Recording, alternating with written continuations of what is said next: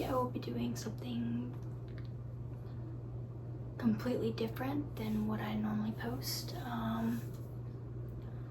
What I'm going to be doing today is called 16 Things I Learned When I Was 16. I am 17 now. My birthday was in December. And yeah, I just thought I should share some stuff I learned and kind of give you all some personal backstory on my life a little bit based off those things I've learned. And if y'all want a part 2 of this, let me know. It was really hard for me to think of like answers for like stuff I learned, so I wrote it down. So I'm gonna be reading from my iPad because yeah. So, okay. So 16 things I learned when I was 16 years old. I learned that it's good to know when it's time to let someone you have been letting take advantage of you go. Context. I met this girl in 7th or 8th grade. I'm not going to say her name out of respect, but let's just call her Cassie. Cassie was shy like me, and we got along very good in the beginning. Over the years, I got to see different sides of her. She would do stuff that I didn't quite agree with, and of course, I didn't want to do the stuff she did, but she never gave me a choice. I tried telling her no so many times and gave her my opinion why. But she always had a way of getting me to say yes, which is a reason why I chose to part ways with her. I actually failed to part ways until I think my junior year of high school. And at that point, I was sick of feeling like I didn't have a voice. I took it slow and started distancing myself, hoping that she would get the hint. And I haven't heard from her since. Which, in my opinion, I think it should stay that way. But yeah. Okay. Number 2. I learned that I don't have to change myself or do things just to get a boyfriend, and that it's okay just to wait for that perfect guy to come into my life. Context. On my birthday, my friend,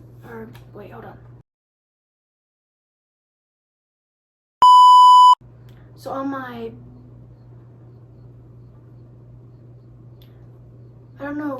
I think it was either my 15th or 16th birthday, my friend, who I will also not name, but I'll just call her Lexi. She told me about this guy who we will call Josh. She said that they were friends and that we might get along. I was desperate at the time and felt like if I didn't have a boyfriend that I wouldn't fit in. I decided to text Josh and get to know him a bit. A few days after that, me, Lexi, Lexi's boyfriend, and Josh all decided to go golfing together like a double date. I was so excited to see him in person, and I'm just going to say that we had a blast. Or at least I thought.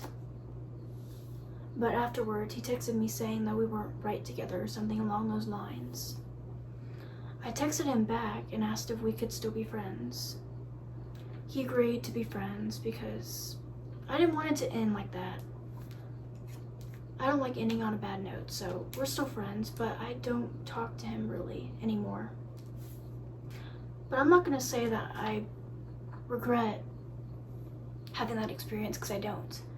I liked that I had that experience because it made me realize that I don't need a boyfriend. I can be single. I'm still young. I'm 17. I'm still very, very young. Well, actually, I was 16 or 15 at the time, so I was really young. And I don't want a boyfriend anymore. I'm just gonna wait until like the perfect guy comes around. Anyway, Josh was really nice, and I'm not saying any of this to send hate towards him or anyone that I mention in this video. Alright, number 3. I learned how to speak up for myself. Context. I was in geometry class sophomore year, and we had to get a new teacher who we will call Miss Gracie as a replacement for our old one that went to a different classroom. Miss Gracie wasn't really teaching us the material, and we were supposed to be learning it. But it took me a while to build up the courage to talk to some other teachers / my contact teacher about it, due to me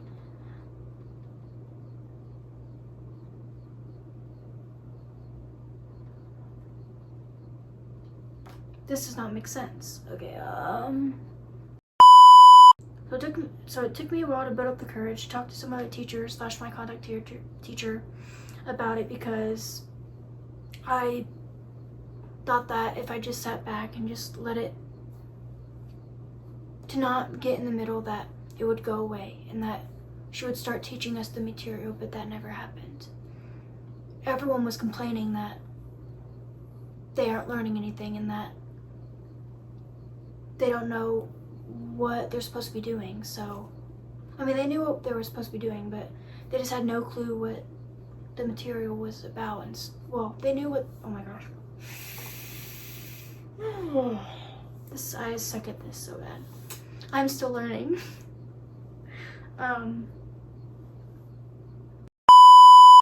They knew the material, they aren't processing it or learning it because the teacher isn't teaching them. So yeah, I'm just gonna leave it at that. Anyway,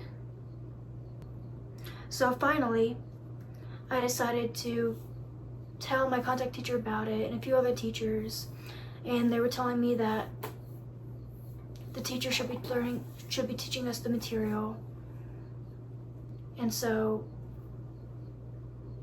I don't know if she resigned or I don't know exactly what happened, but she kind of left, she kind of dipped, and then a new teacher came, kind of like a sub, and then the new teacher actually taught us the material. But with Miss Gracie, she would just like be sitting in the back at the table at her desk and just play on her phone and like just be in her own world while we're trying to figure out what a certain math problem or the answers to a certain math problem. And like I would go over there and ask for help and stuff because that's just what I had to do. I had to go over there and ask for help. That's normal. But she never went up to the board or like walked around or see if we needed help or anything. She just kind of sat back there and played on her phone. So yeah.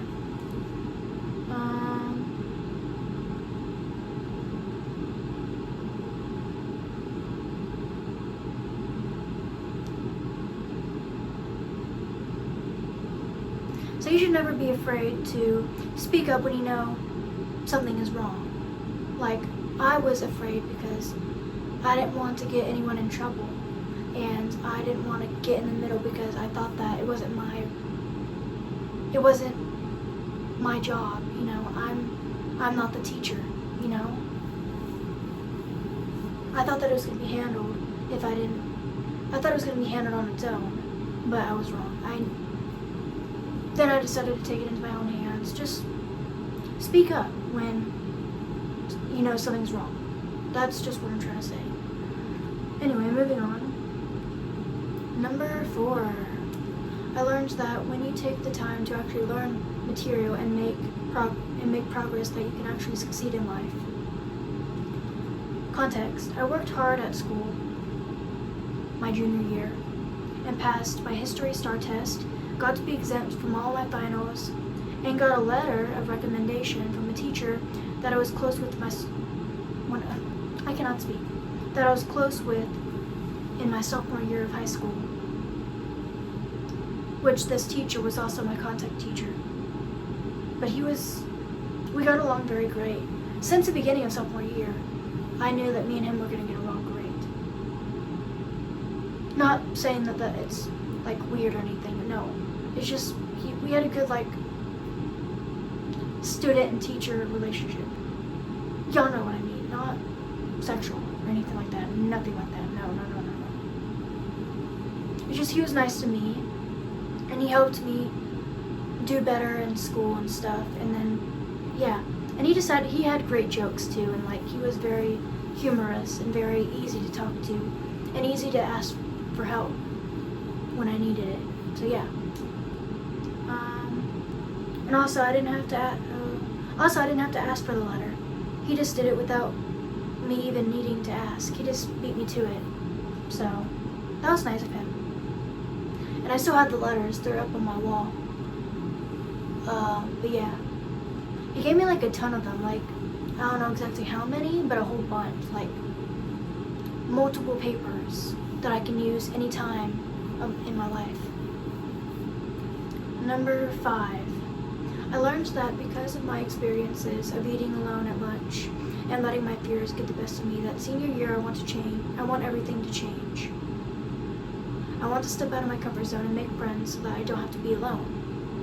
Because junior year I was just eating alone, and I kind of like stepped back into my old habits and didn't push myself to talk to people. I just kind of went back in my shell, and I don't want to do that. On the first day of school, when school starts again, I am going to try my best to talk to people. Because I feel like when it's the first day of school, everyone is still getting used to the environment, and they're just like you. Like, they're trying to make new friends and talk to people and stuff. So I think that's the best time to actually get to know people.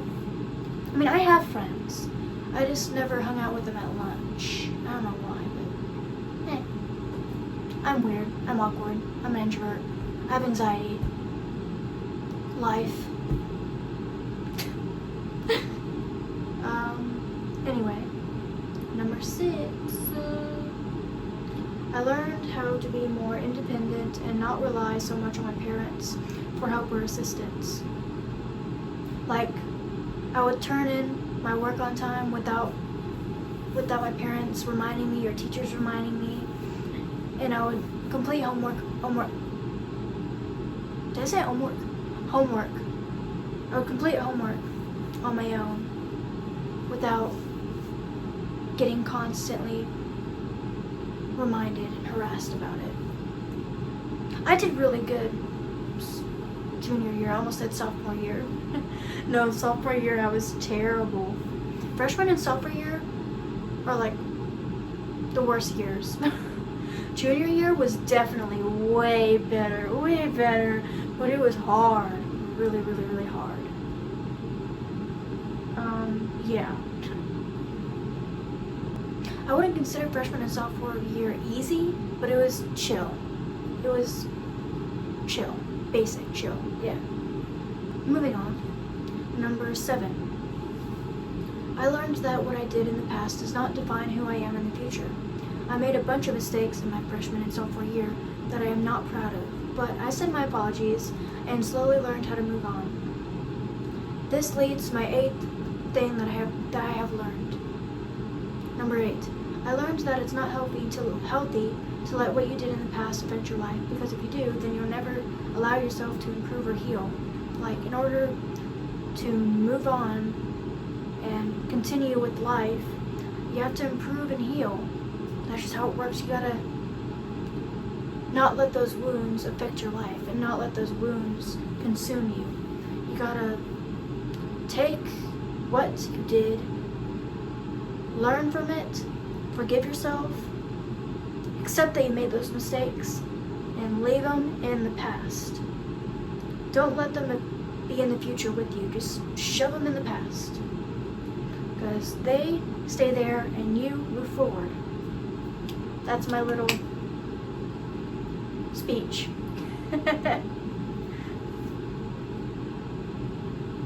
Number 9. We're almost done. I learned that when you get into reading, that it's so much fun.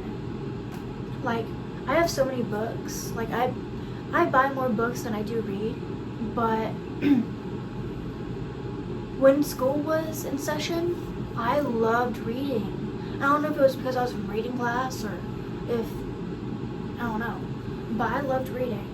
But once I got into summer, I just got into like a huge slump since I was like so excited to start this new idea of making YouTube videos and being lazy and not having to wake up at 6 in the morning to get ready for school. And like, summer is amazing because like you get to just like sleep in and you don't have to wake up to an alarm beeping in your face or in your ears, and it's just it's relaxing. Number 10. I learned that church is my favorite place to be on Wednesdays because I get to be with my group of friends that aren't going to judge me for being myself. Yeah. I believe in my heart that the church friends I have at church will not judge me for who I am. Like, people at school, they're so judgmental, so gossipy, so unpredictable, but people at church, they are told not to judge, not to discipline others for being who they are. In the Bible, it says to be kind and be humble and to treat others the way that you would treat yourself and love your neighbors. That's what it says in the Bible. It doesn't say to harass them or attack them or hate on them 24/7 just because they're living their life and doing or being who they are. That's not what the Bible says to do. So, yeah. And that's why when I'm around these people at church, I can be who I am, kind of, and I can just, sure, I'm still shy and I'm still an introvert and I'm still not very talkative, but that's just who I am. That's exactly who I am. And a lot of people don't understand that about me. Like, I'm not the type of person to go up and say, hey, how are you? I'm more used to people coming up to me and saying, hey Jocelyn, how are you? Like, I'm not used to starting the conversation. I'm used to, like, I can, like, go, like, yeah, oh yeah, me too. But, like, I'm not good at starting a conversation. I am terrible at it. But I made some progress today. I talked to an old friend that I made in high school. I'm talking like I just graduated. I was talking today to this friend that I hung out with in, like, I don't know, sophomore year? I don't know exactly. But I haven't talked to him in a while. And we just had a nice conversation. He's way different than I am, but he's a really good friend. He's way different, and he's very smarter than I am. Like, he's very smart.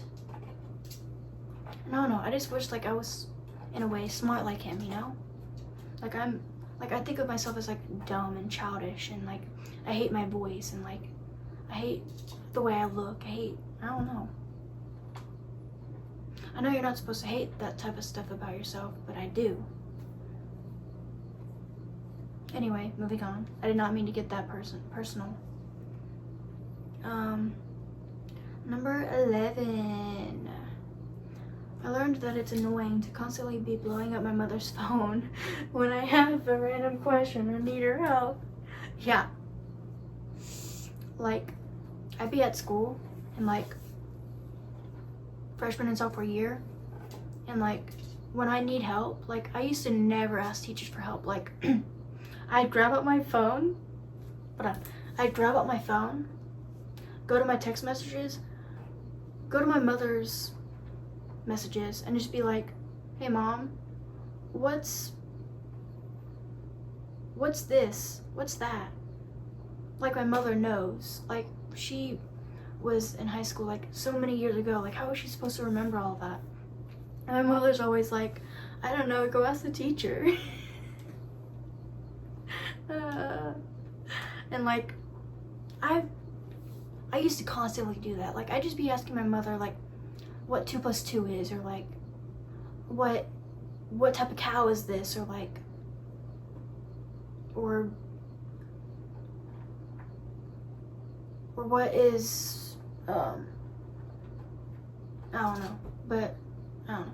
Sometimes I just think I'm so stupid. Like, Why can't I just like go walk over there, walk over to the teacher's desk and ask her the question I need answered?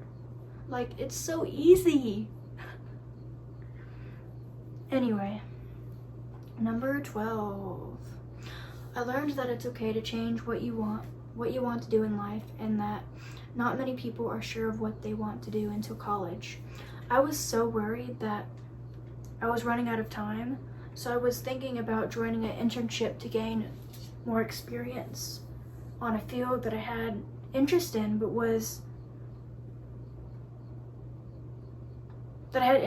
was excited to join, but I had a deeper passion for writing. So I decided to let someone else have my spots, and I decided to take a step back,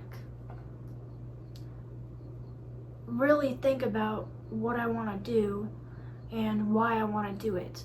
I don't want to do something like miserable. Like, I don't want to do something like that I'm not happy with, like McDonald's. I don't want to work at McDonald's my whole life just because I want money. That's not why. I want to have a job that I love, that I am passionate about, that I will want and enjoy doing for the rest of my life until the day I die. Like, I don't want to have a miserable life, waking up early in the morning to a job that I didn't even want. Like, why would you want that? I see so many people do that to themselves. So yeah. Number 13. 4 more? I don't know. I learned that when I slow down on tests, that I get better results.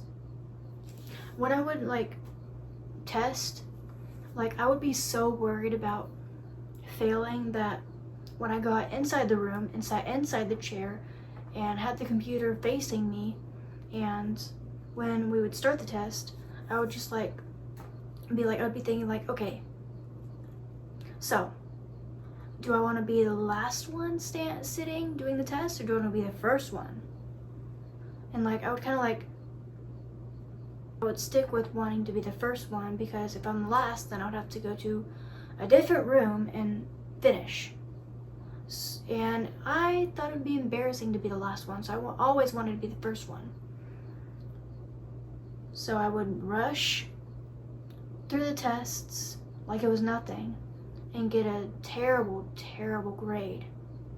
And then, either during summer school or the next year, I would have to retake it, and then I'd have the same anxiety all over again, and then rush through it all over again. It's just a complete cycle of anxiousness, and then blah, blah, blah, blah, blah. You get the gist. And I don't want to do that anymore. So junior year, when STAR tests came around, I only had one more to do, and it was history. I got to that table, I sat down with the computer in my face, and I took my time. But I thought I rushed through it. I thought I was going to do terrible. But I passed. Yeah, I passed it. And now I don't have to do any more STAR tests. And yeah, that's it. I don't know what I was gonna say, but yeah, I passed all my STAR tests, so I don't have to take any more. Yay! Yeah. Number 14. I learned that I can't stand watching horror movies. I can't stand them anymore. I don't know why. I used to love horror movies when I was younger, because my dad would always, when I'm sleeping or something, he would always put dolls at the foot of my bed that I was afraid of, and so I'd wake up and see them staring at me with their wide open eyes, and then they'd just be non-blinking, and I'd scream on the top of my lungs and cry and cry and cry, and I just got tired of always being scared, so I forced myself to not be scared anymore. And then I loved horror movies, and now, since I'm a Christian, and I can't stand it. I don't like the gore. Ugh, it's so gross. And my dad loves horror movies. Like, we saw a trailer for this like new Conjuring movie coming. Let me tell you that I haven't seen any of the Conjuring movies. I don't think I want to. And I mean, I was wanting to see the new Conjuring movie. It looked interesting, but I don't know. I don't like horror. I don't know if I'd like it or not. Because the last horror movie I saw, which was like recent, oh, hi kitty. I did not like it at all. There was just so many deaths. I saw the new Final Destination. I think that's what it's called. But yeah. Say hi to, hold on. Say hi to the camera, kitty. Say hi. Are you purring? Yeah, you're purring. Hi, Sally. Okay. Wait. Oh, yeah, you're right there. Okay. Number 15. I learned that I shouldn't let others tear me down or treat me any different than how they would want to be treated. I personally think that it's never okay for anyone to treat you like, well, I think it's not okay to hurt someone to the point where they can't physically and mentally handle it anymore. Like, I have let people step over me, I've let people hurt me, I've let people do whatever they want to me. I mean, not abuse or anything like that, but like, I'm a people pleaser. That's just what I'm gonna say, okay? I like benefiting others than myself, but you can't let it get to the point where it's hurting you to continue doing it. And it was hurting me to do it. So yeah. Okay. Number 16, last question, yay! And Kitty's gonna be celebrating with me. I have learned that there is always two sides to one story, and that you should never pick a side unless you know both sides. The story to this is personal, so I'm not going to explain this one. I know I said it was going to be more personal for this video, but this is just a story I do not feel comfortable sharing. Just because it involves my family members and stuff, and you know, I just don't want to, yeah. But what I can say is that I have been in this situation where I heard one side of the story, and I thought that it was true, and I sided with it, but then I thought it through and realized that there's a whole nother side that I don't know about. And I was backing the side that was actually most likely false. And I was kind of gossiping when I really shouldn't have. Well, I wasn't gossiping, but like, I don't know. I was backing a side that I shouldn't have sided with because I don't know both sides. Yeah. But anyway, that is the end of the video. I hope you enjoyed, and Kitty, this is Raven, my little kitty cat. She likes hanging out with me in my room. She doesn't like me holding her like this, so I'm gonna put her down. But she is very sweet. Anyway, so this is the end of the video. I hope you enjoyed. And if you did and want a part 2, then I don't know. Give this video to maybe 15 likes and I'll do a part 2. But I really enjoyed making this. It was really hard to come up with the questions though. But yeah, I'm not gonna waste any more time with this outro. And yeah, I will see you guys in the next video. Goodbye!